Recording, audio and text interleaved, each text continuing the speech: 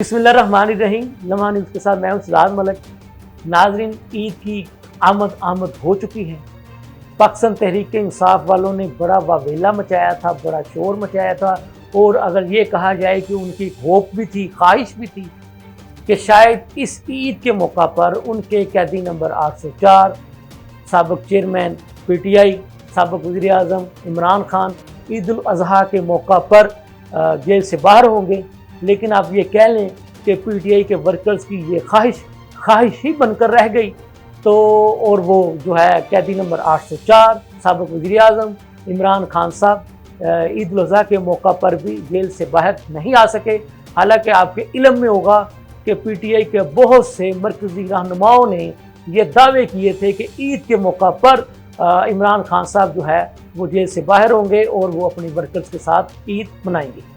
तो अगर अब हम आपको ये बताते चलें कि कौन कहाँ ईद मनाएगा, तो उसके बारे में हम आपको बता देते हैं कि वज़ीर आज़म शहबाज शरीफ साहब लाहौर में ईद मनाएंगे। मुस्लिम लीग नून के सदर मियां नवाज शरीफ साहब भी लाहौर में ईद मनाएंगे। वज़ीर आला पंजाब मरियम नवाज शरीफ साहिबा भी लाहौर में ईद मनाएंगी।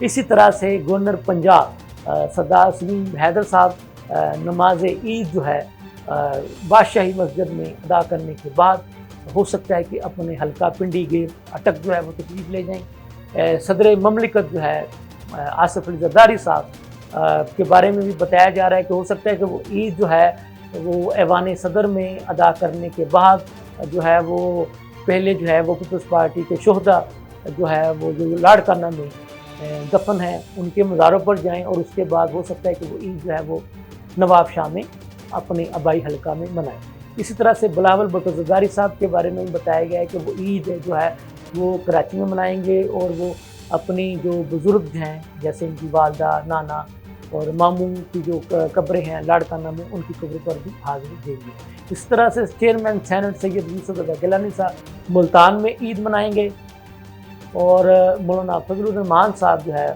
वो अपना जो है DI खान जो उनका हल्का है वहाँ पे ईद मनाएंगे।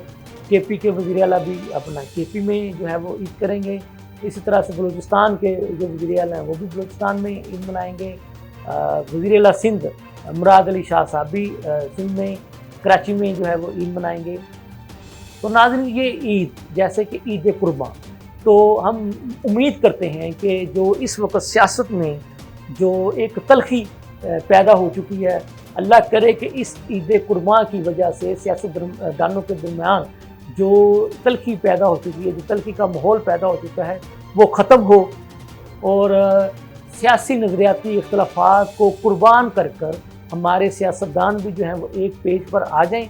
हमारी इस ईद के मौका पर ये दुआ है कि ये सब सियासतदान जो है वो इकट्ठे हो जाएं, तो मुल्क की खातिर इकट्ठे हो जाएं, मुल्क की खातिर जो है वो अपने सियासी नज़रियाती इख्तलाफात को कुर्बान कर दें। हम उम्मीद करते हैं कि ये ईद जो है वो इनको करीब आने का मौका देगी, और इस ईद की वजह से जो है जो तलखियों के माहौल का ख़ात्मा होगा, और जब ईद जो है मुकम्मल हो जाएगी तो सियासतदान न सिर्फ इकट्ठे होकर मुल्क की खातिर एक पेज पर आएंगे और एक दूसरे के शाना बशाना चलकर मुल्क की खिदमत करेंगे।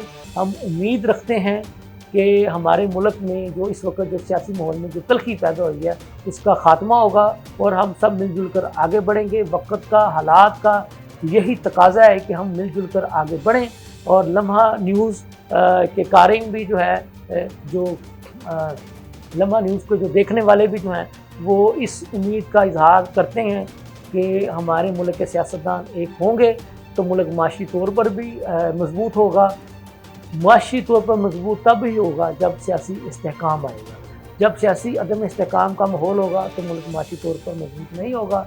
मैं ये भी उम्मीद करता हूँ कि जो बजट जो है इस वक्त पूरे मुल्क भर में जो है वो आ चुके हैं, वफाकी भी आ चुका है, सूबाई बजट भी आ चुके हैं, तो इस बजट में भी आवाम को रिलीफ देने के इंतजाम किए जाएंगे। इसके साथ ही मुझे इजाज़त दीजिए। अल्लाह हाफ़िज़।